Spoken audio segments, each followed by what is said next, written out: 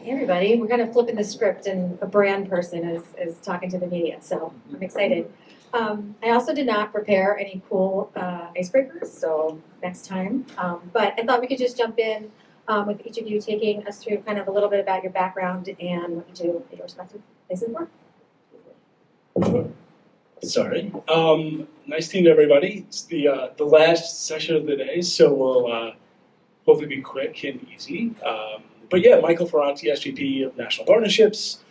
Been in this role for about 4 years. Been in the space for about 20 years, the audio space for about 20 years. And really, I oversee partnerships with Audacy and really all of IPG media brands. Hey everybody, I'm Ben Flaccus. I realize we are the last folks standing between you and this beautiful spring day, so apologies.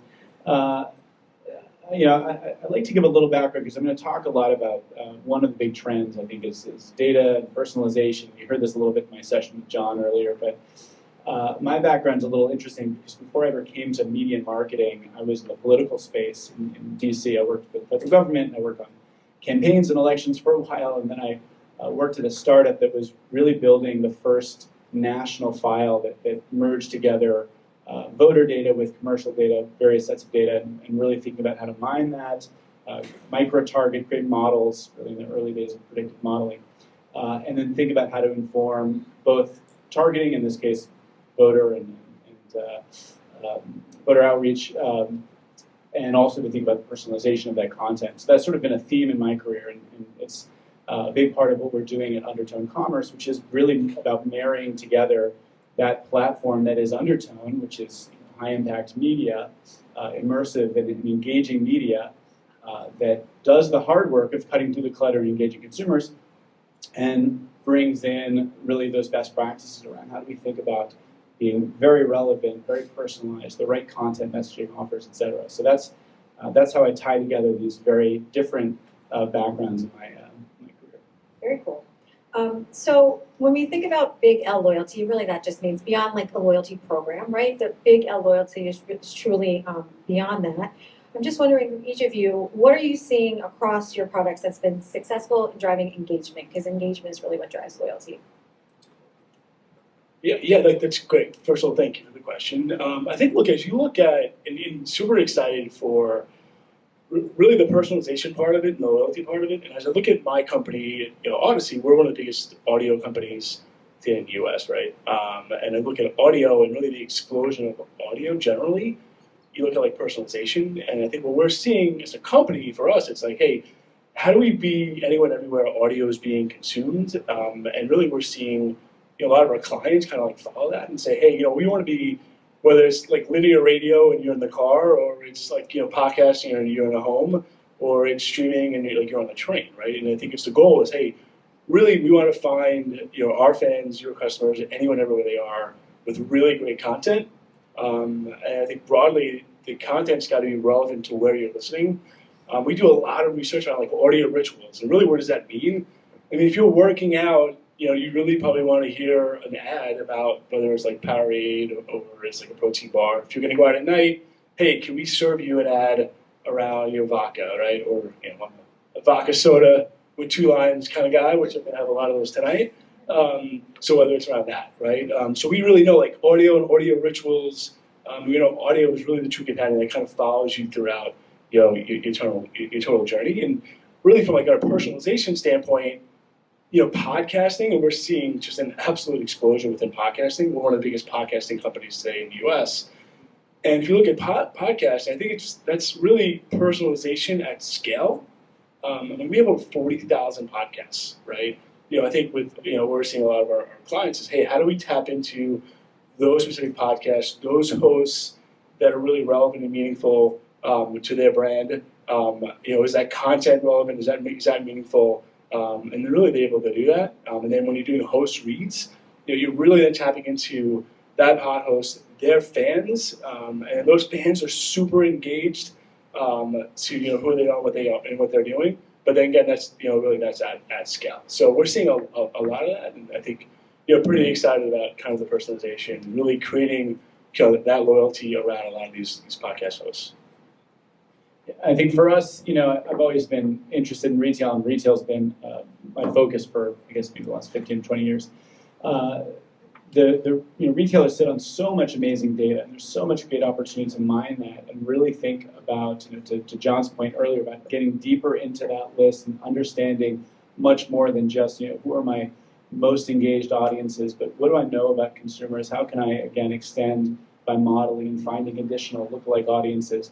But that data is so valuable not only to think about how to identify the right people to target, but to really think about what is the right messaging to deliver to them. I think it really comes down to first thinking about understanding the data that you have. What do you know about your consumers? What is the right combination of content and messaging, right for that consumer, but right for the channel as well? And then how do you make sure that you're delivering it through channels that are actually going to make an impact? Because at the end of the day, all of that great effort that goes into deciding and designing those treatments, as John talked about, that decide this is the right, I think this is the right messaging, this is the right content for this user, is all moot if the consumer never sees it, right? So these are just being delivered through, banner ads that are not engaging. So when we can kind of marry together that ability to be very personalized with a set of channels like video, for example, which is inherently impactful with sight, sound, and motion, and deliver truly personalized, near one-to-one ad experiences, you really get the full benefit of that personalization and that rich data set. It's really interesting, and I think on the podcast piece, it's what's great is that people feel emotionally connected to those hosts, and you get that credibility that comes along with that. And emotional loyalty really is what does drive true loyalty. Relationships between brands are like relationships between people, as we know. So I think that's great. I don't know if anyone's seen the meme, but it's from a movie I can't remember, but it's like Ryan Gosling, I think, and he's saying to his mom, "I made a new friend today," and she says, "Friend or podcast host?" Podcast host.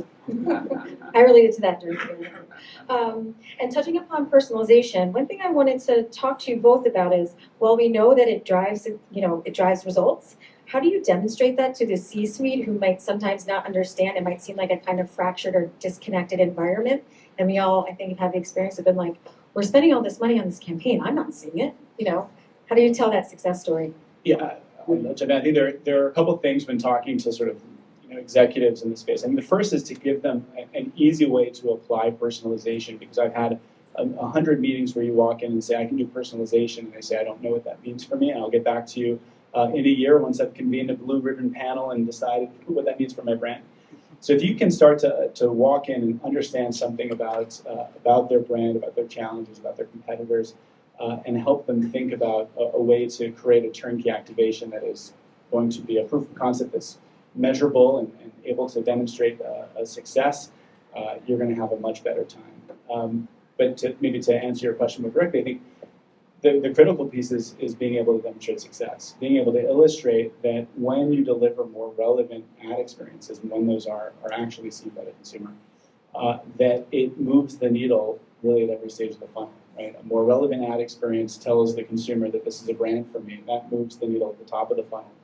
Bringing in offer content, creating urgency, localizing content, understanding the need state of the consumer, that's all going to drive store traffic and sales lift and return.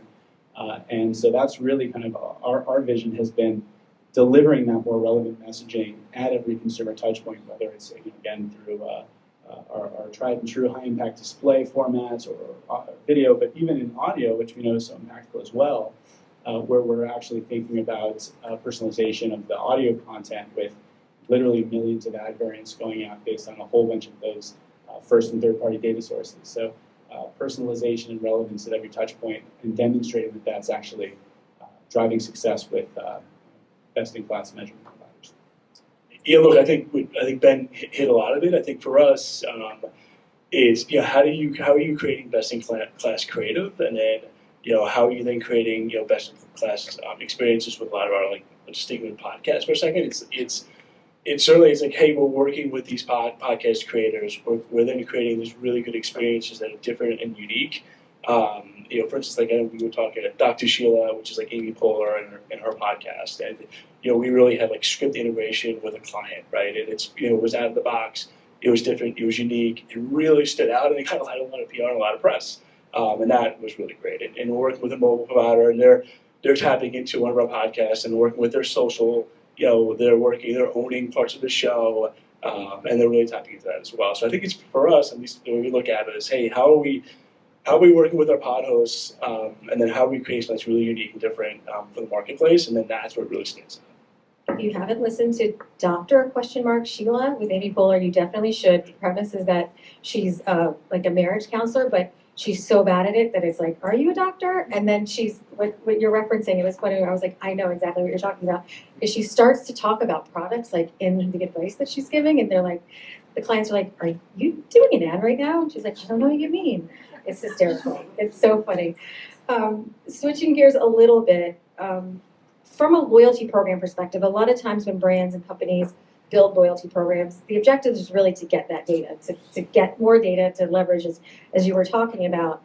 And so now the conversation has been brought up today, and we all know has shifted a lot to first-party data. So I just wondered what that looked like as part of your world and the picture you're building. Look, I think we're a massive audio company. We reach over 200 million monthly fans, and our business really started out as like a linear audio company. So we have a lot of first-party data on really who's listening to our brands, and I think for us, we take a lot of that information, and then we understand, hey, what do they want to hear, what do they want to listen to, and then we create content around a lot of that data. And I think that's really great for us to really understand and know early on of like, what are the trends, what's resonating, whether it's sports, whether it's entertainment, whether it's lifestyle, and then we create a lot. We're also a podcast creator, creating a lot of that content just around kind of what we know of our listeners and audiences. Yeah, I guess I would say that I think personalization is as valuable as or as powerful as the underlying data, and that first-party data is so incredibly powerful.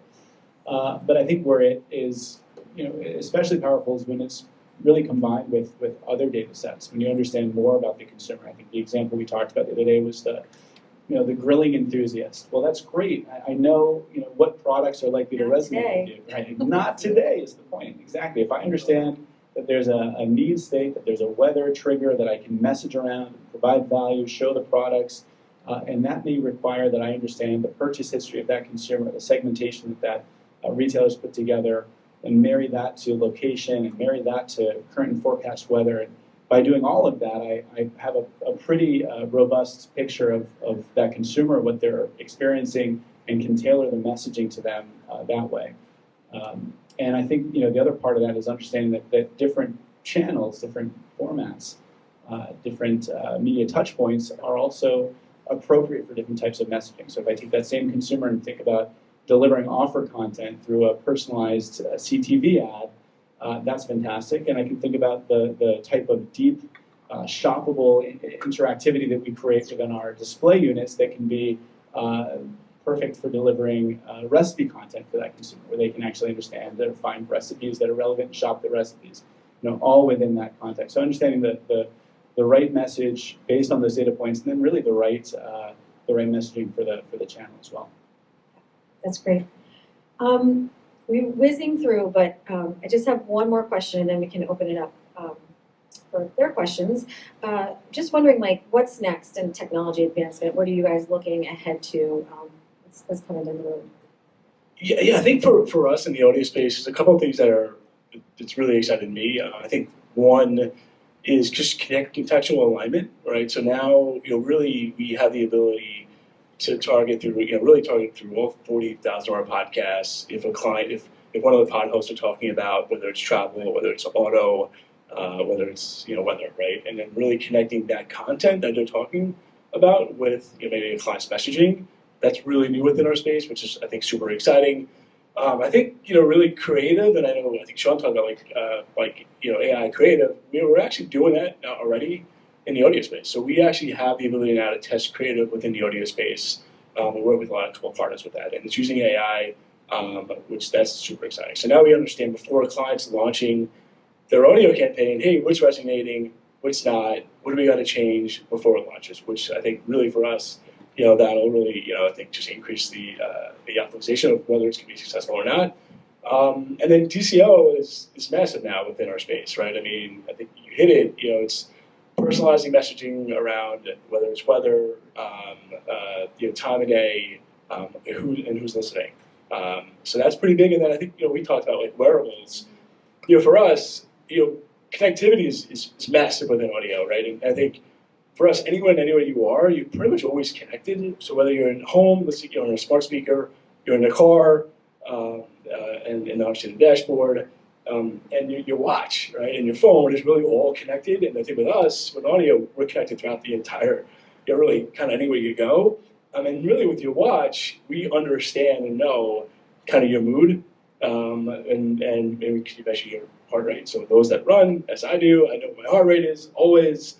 So now with your watch, we understand kind of your mood, and then really at some point there'll be the ability to kind of serve ads based on kind of what mood you're in. Yeah, I mean, I'll pick up on the AI trend. I think AI is super interesting. I think we have to remember that it's a tool, and that it needs a human touch as well. I think we're thinking about AI in a couple different ways. The first being the opportunity to leverage generative AI to create content. And again, really important that you have that human moderation there. And I think where we've been successful is, audio is a great example, where we are essentially creating limitless ad variants, millions of versions in market based on all of those different data points. But am I going to date myself if I refer to Mad Libs? Do you guys know what Mad Libs are, right? There we go, I got a thumbs up. All right. I referenced Mad Libs on a call and it was just blank stares. So Mad Libs, so if you can sort of create the framework of that ad and say this is where the AI is going to insert the right offer or the right weather trigger or the right message or call out the right consumer segment, so you can create that sort of limitless variation but within the constraints, so you're not sort of going off too wild. So generative AI is interesting. The other opportunity is around sort of the machine learning opportunities, because once you're putting literally millions of versions out in market, you lose the ability for a human to be able to ever make those sort of optimizations. You're not just optimizing on sort of two dimensions, like the media, where did this run, and the audience who saw my ad, but this third leg, which is which of these millions of variants that I've delivered has served to this audience.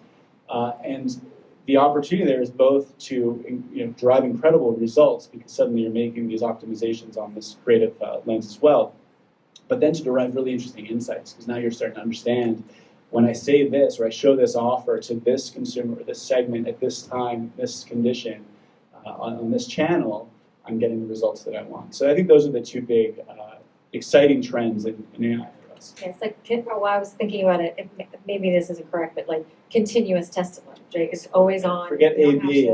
exactly. Yeah, that's really interesting. That was what we had prepared. We could sing, or we could take your questions if anyone has one. Sing.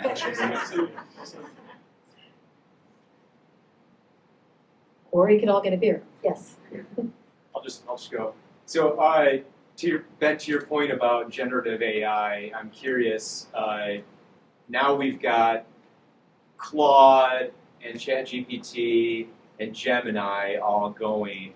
I guess the question is, inside of organizations and thinking about enterprise tools, is there any sort of understanding right now about routes we need to go down and the benefits or lack of benefits of one of these, or no? Is this just too early? Yeah, I mean, I think this is, by the way, there's a little shameless plug. It is Perion, which is Undertone's parent companies. We're doing AI Week this week, so if you go on Perion.com, you can join in and listen in on some of the sessions that are happening all week. We do have our head of AI and our AI specialists who are thinking about all of those different tools and understanding the evolution of them as they do continue to evolve. Which ones are relevant, or how do we use those different tools? I think that's where the human touch has to sort of be applied. And there's going to continue to be tremendous evolution in the space, and already has been. I think more about the outcomes that we're looking to drive and what we're trying to do with them. And I think we'll continue. I mean, the answer today will be a very different answer in 6 months. So it's my quick take on that. All right. Well, thanks everyone.